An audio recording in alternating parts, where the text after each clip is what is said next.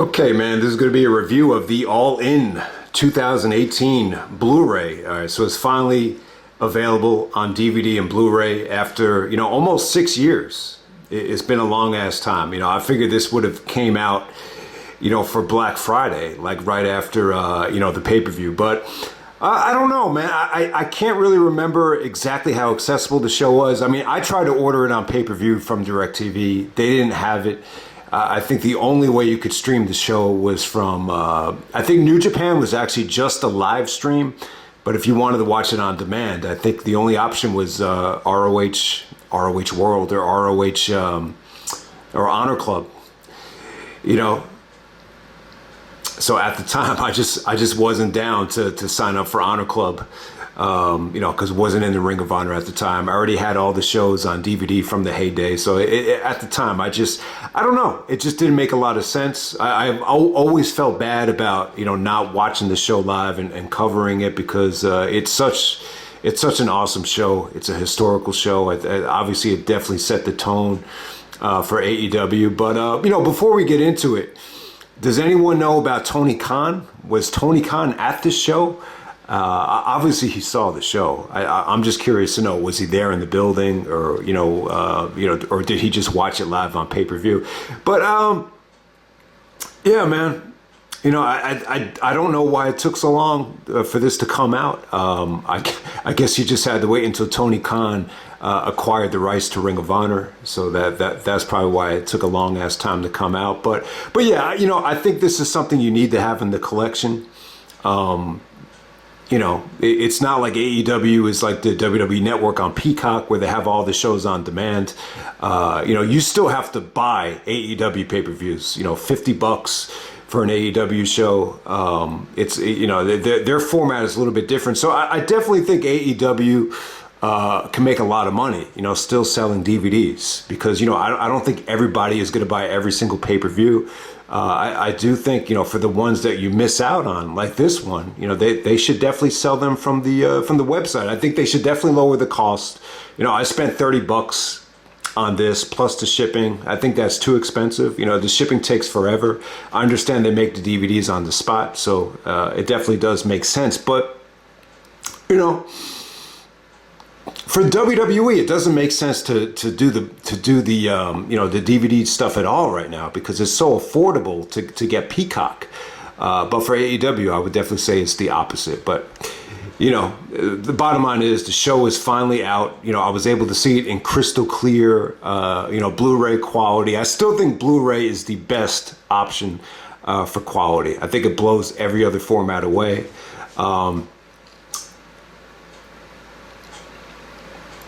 So definitely, I already saw the show on YouTube a couple years ago. It was on YouTube, like in 2021. The quality was kind of crappy though. It was a little bit grainy. It definitely wasn't the best. But the review actually came out pretty good. The review that I have up, it's not like I couldn't see the show or couldn't hear it, and I was surprised at how acceptable the review was. It's really not like I really need to watch the show again, but. It's such a historical show. I just, wanted to talk about it just one more time. And, when we go through it, I'll try to talk about more recent stuff like MJF's contract, Cody's WrestleMania situation as well. But hey, let's show off the packaging here. So Cody's not on the cover. I think there's a Blu-ray out there. I think the overseas one actually has Cody on the cover. I'm not sure if that's a personally made Blu-ray. But you have the Sears Center here. This was September 1st, 2018. The biggest independent wrestling show ever. So here's the back here. So you got Cody on the back. There's the collage of, guys that were involved with the show. Let's show the inside here. So yeah, the artwork is not really fancy. If this was 2007, they would have done like a special edition DVD collector like they did with Driven and Respect Is Earned. They put a lot more effort into, those special editions than this one. But hey,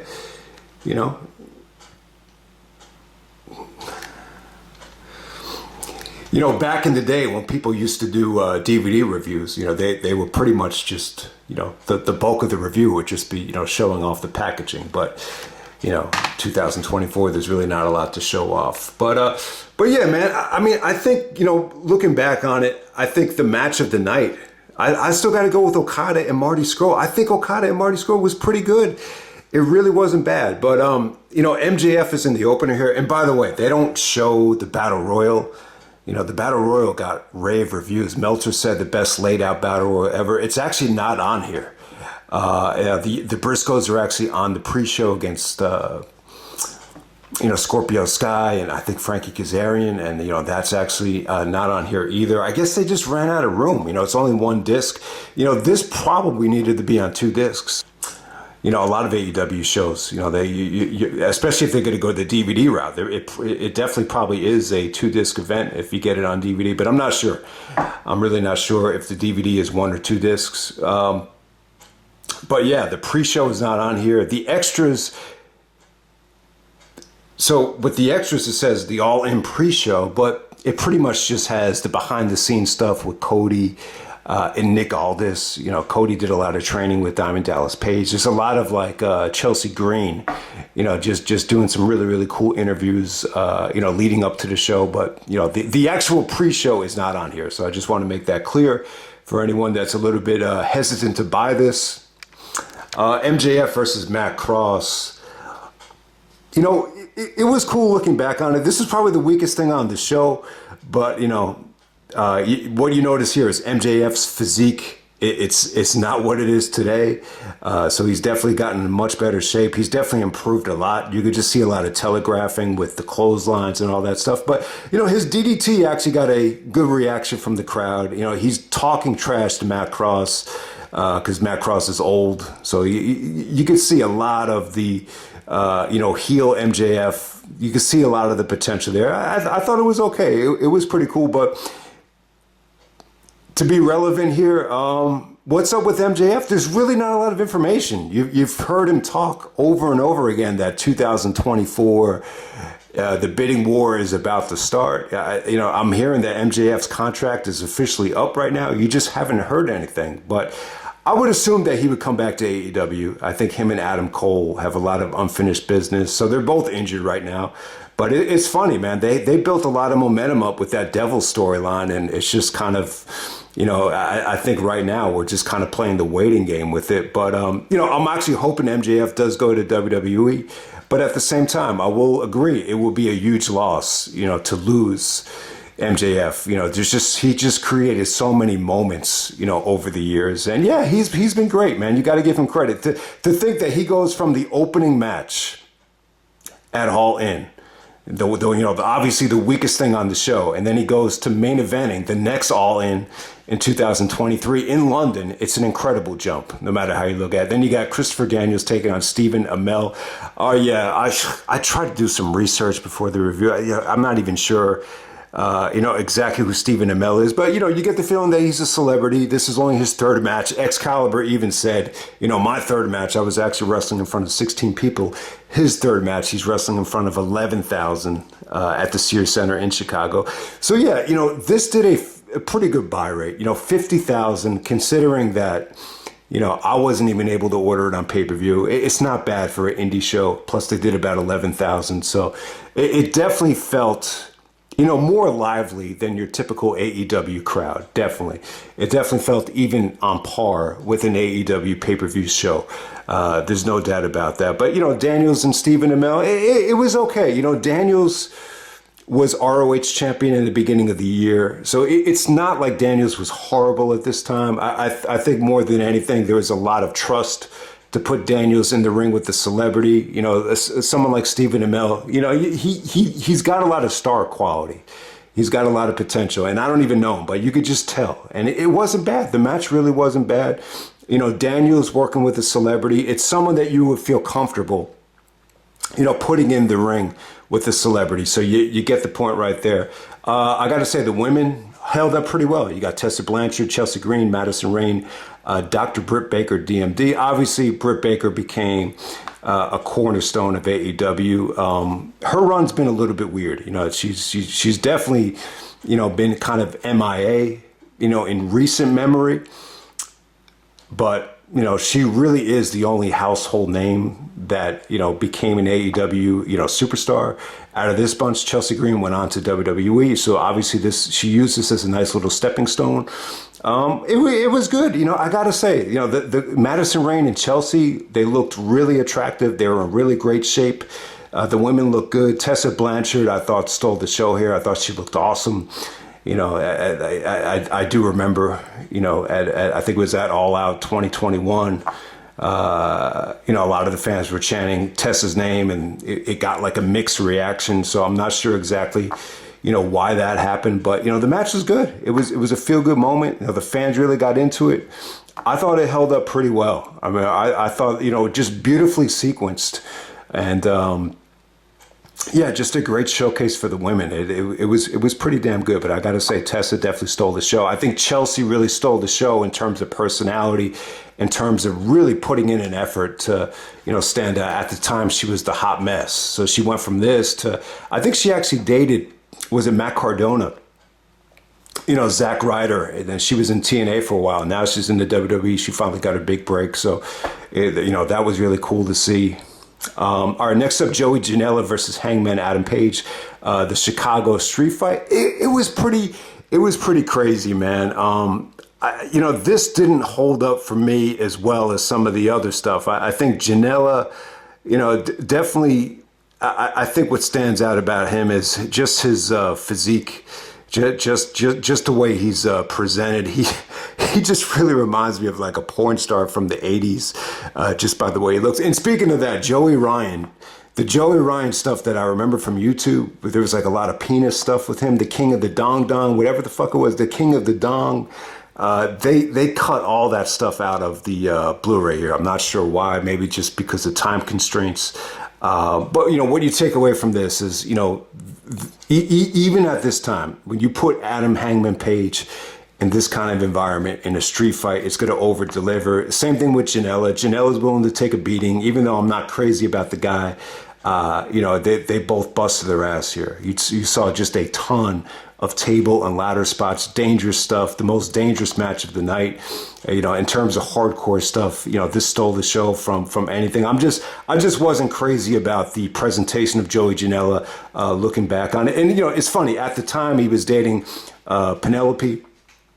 Penelope actually had some good moments in here as well. But it's funny, like last year during spring break, he actually talked about the breakup with Penelope and how she left him for, I think it was Kip Sabian. So there you go with that. Next up, you had Jay Lethal actually taking on Flip Gordon. So Flip actually won the Battle Royal at the beginning of the show to get the title shot here. So, Jay Lethal came out with Lonnie Poffo, was playing the Macho Man gimmick. That went over really well. I just think the fans were really into Lethal, like even more so than they are now. I think one of the things about Lethal is it just seems like he never really, I don't know, maybe it was up to him, but it doesn't feel like he ever became, one of the AEW regulars. Like to me, like he's always been more of a Rampage guy and an ROH guy, just in recent memory. But at this time, the ROH World Title seemed pretty credible. I thought him and Flip, had a fun match here. Flip definitely had his moments. And it's funny, it felt like Flip was trying to trigger the Ultimate Warrior because, Jay was playing Macho Man. But, as the match progressed, it was more of a Hogan tribute. And then they did some of the stuff with the Mega Powers, just the way, they shook hands. Lethal had it down to a T, just the way, he shook, Flip Gordon's hand at the end of this thing. And, very reminiscent of how Macho did it with the Mega Powers. It just definitely had, it just reminded you how awesome Macho Man was, with the mannerisms and just the way he did stuff. So, yeah, having Lonnie Poffo out there was cool. At the time, Flip Gordon was actually managed by Brandy Rhodes. So, Jay Lethal did some, stuff with Brandy, very reminiscent of Elizabeth from WrestleMania 4. And, Brandy wasn't really feeling it. So I always thought it was funny because, this was like back to back. You had Brandy out there with Cody. Then you had Brandy out there again with Flip. Nick Aldis taking on Cody Rhodes for the NWA World Heavyweight Championship. The match is pretty good. I think, more than anything, the match, You know, what really stood out about this, you know, Aldis was okay. I think he was good here. I'm not crazy about the way Nick Aldis was moving at this time, but I think him and Cody definitely got the job done. You know, it was very bloody, very over the top. Obviously, a lot of drama, a lot of paying tribute to the British Bulldog with Nick Aldis's power slams and the finish as well. But what really stood out about this is just the support system that both guys had. You know, Cody had Tommy Dreamer and DDP. Yeah, Tommy Dreamer and DDP in his corner. And it's just, I don't know, man. It's just there's just so many people that believed in Cody.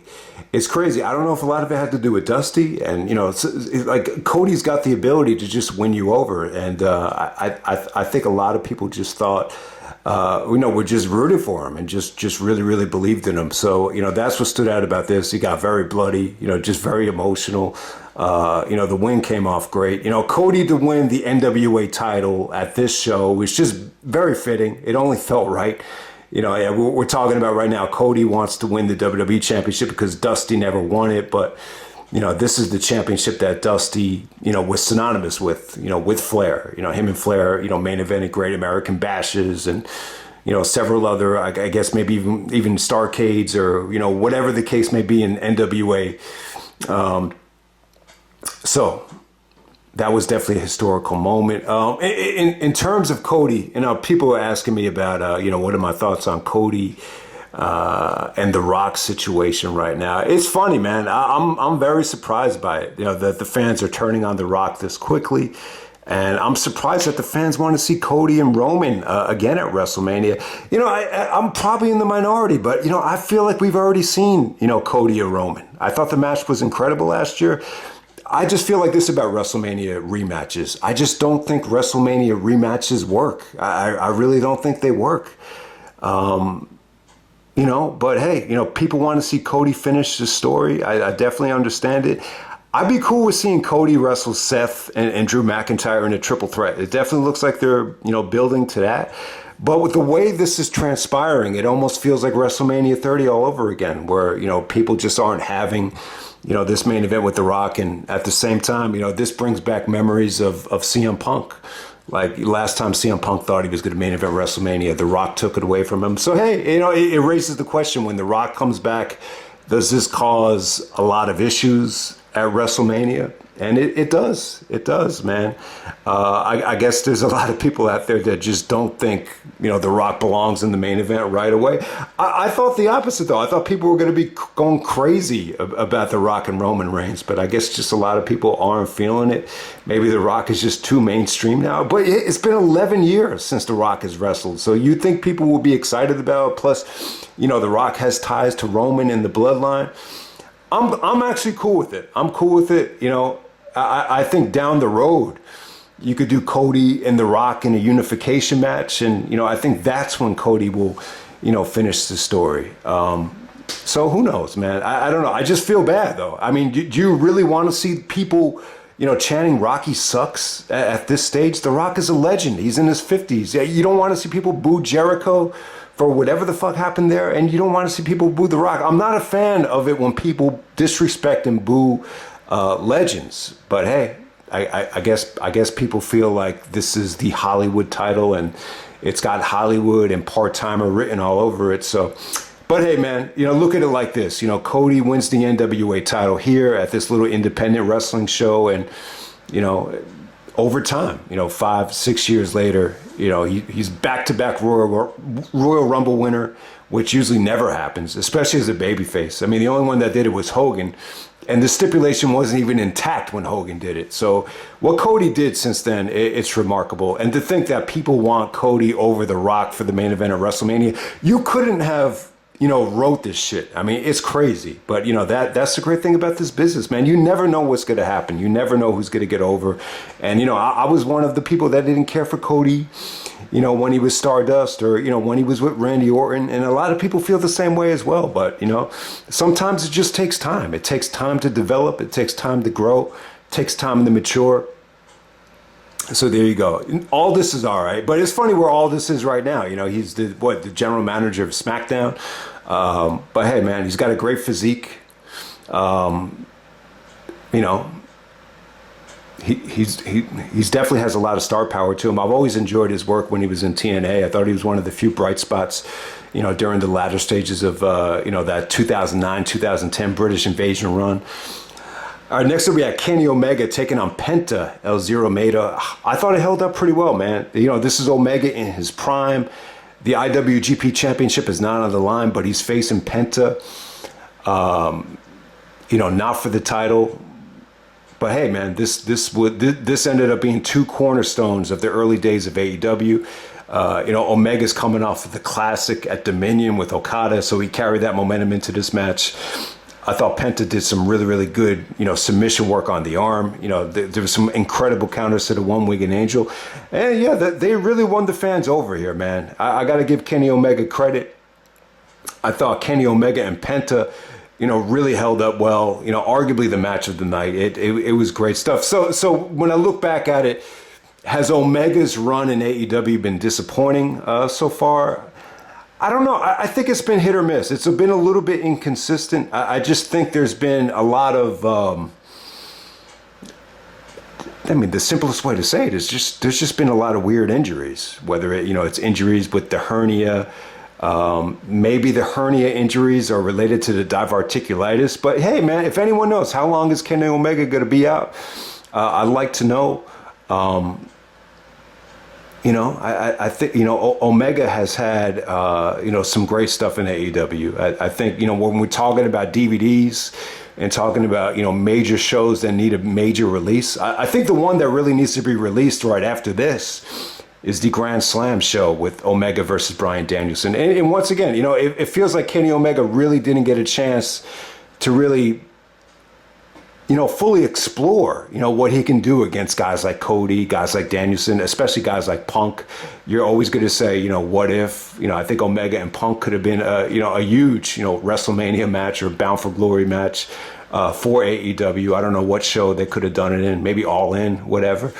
But Marty, Scrull, and Okada, I thought it was great. I have no idea why this gets any type of shit. I do remember there were a lot of mixed feelings on it because maybe the length of the match, but it was genius, man. You know, what Marty did here, you know, the counter the Rainmaker with the all-in umbrella was great because, you know, Marty always uses the umbrella. So when you look back at it now, it definitely makes sense, especially when you consider Okada's finisher as the Rainmaker. And there was some really cool stuff here. Even the pre-show stuff with Marty.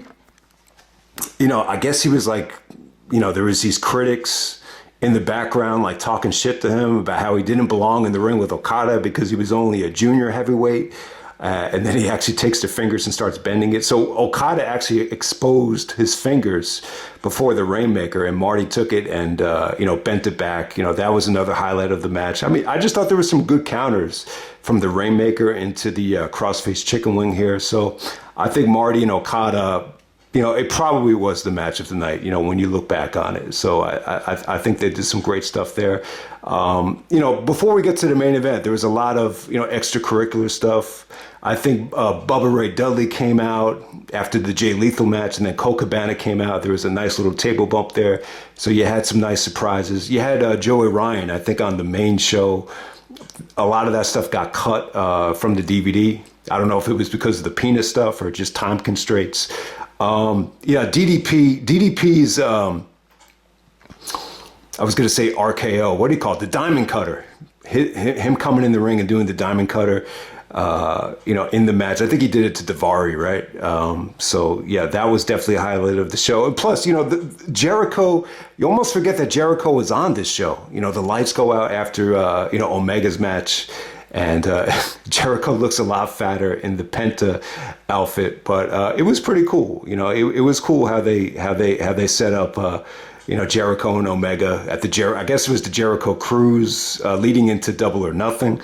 But yeah, Jericho being on the show was definitely huge for them. So yeah, there was just a lot of, you know, fun moments on this show, you know, that didn't have anything to do with wrestling. And then the main event, you have the Young Bucks and Kota Ibushi taking on Rey Mysterio, Rey Fenix, and Bandido.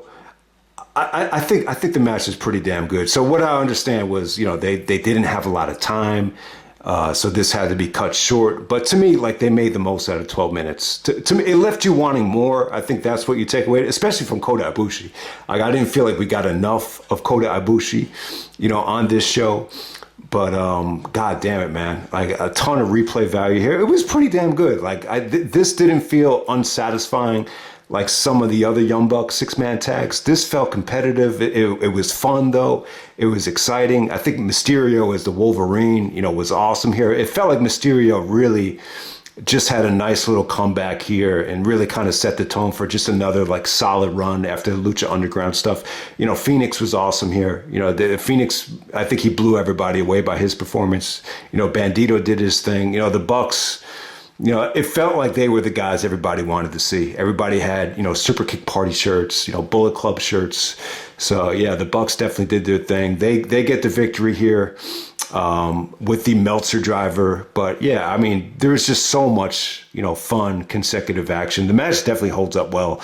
I mean, I could just put this on over and over again and just never get bored. It's one of those matches that just has an insane amount of replay value. It kind of reminds me of the triple threat from WrestleMania 22. Like, you could just put this on and it just has tremendous replay value compared to everything on the show. But if you want to argue that, it felt a little bit too short, that's fine. But I felt like they packed in, as much as they could, for 12 minutes. And, that's what you take away from it. So, yeah, I would definitely say all in, it holds up pretty well. Finally getting to see the show on Blu-ray quality. I think Blu-ray is the best way to go in terms of quality. You don't get to see any graininess. You don't see any buffering. So I still love Blu-ray quality, but I'm not going to buy a Blu-ray unless you necessarily have to. So with a show like this or a show like Bola, I would definitely recommend watching Bola on Blu-ray instead of waiting for High Spots, because, High Spots it's pretty crappy from what I experienced. And at the same time, it takes forever for the shows to show up on High Spots. So, but hey, man, if AEW releases All Out 2023 on Blu-ray, I would definitely check it out. Even World's End, I was able to watch it on pay-per-view, but I wasn't able to, get it on Bleacher Report. So even a show like that, I would love to have in the collection. But hey, man, I think with All In 2018, it obviously got the attention of Tony Khan. I would just like to hear, I'm just curious to know, like, exactly, Tony Khan's experience with the show, or even some of you guys, like, what is your experience with the show? Were you able to watch it on pay-per-view? Did you watch it on Honor Club? Did you watch it illegally? I would just like to know, man, because it's such a historical show. But at the same time, it just feels like it wasn't that accessible. But I think for a show like this, where you got so many, promotions getting a piece of the pie. It's just, I think that was part of the problem. Like, who has the rights to distribute this show? But overall, I mean, I would definitely say it's in terms of AEW pay-per-views, I would say it's a top 5 AEW pay-per-view.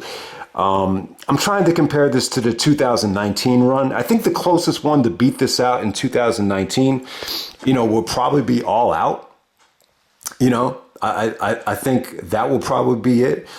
In 2020, I think maybe Revolution 2020 had better matches. Obviously the match of the night was better than anything on this show, and then 2021, I would still say that All Out, Full Gear to Revolution run, that was the best run I think AEW went on. But, I would still put this above, I think, Revolution 2022. I really think I would. So, the only shows I think I would put over it are maybe Revolution 2020, All Out 2021, Full Gear 2021, and then, maybe some of the Forbidden Door shows, and, maybe even Wrestle Dream would be on the same level as this. But this is still easily, I think, a top 5, AEW show. It just has such a unique feel to it. And even if you weren't really blown away by the matches, it's just got a lot of special, like, moments on the show. No doubt about it. So I'll end it right there. Finally got the monkey off my back. All In 2018. Got to see it on Blu-ray, great quality, not YouTube quality. So, but hey, you know, the original review actually held up better than I thought it did. So you could argue that it wasn't really worth it to, you know, do this over again. But I tried to tie it in with, you know, current stuff with MJF and Cody and everybody. But yeah, I still think Okada and Marty Scrull was match of the night. This is still Okada's prime. It was cool to see Mysterio, you know, at this time. You know, putting Mysterio, Okada, getting Omega, you know, the NWA match, obviously ROH, that's icing on the cake. It just felt like you had everybody involved here, which is pretty damn cool. So I'll end it right there. That's All In 2018 on Blu-ray, and I'm out.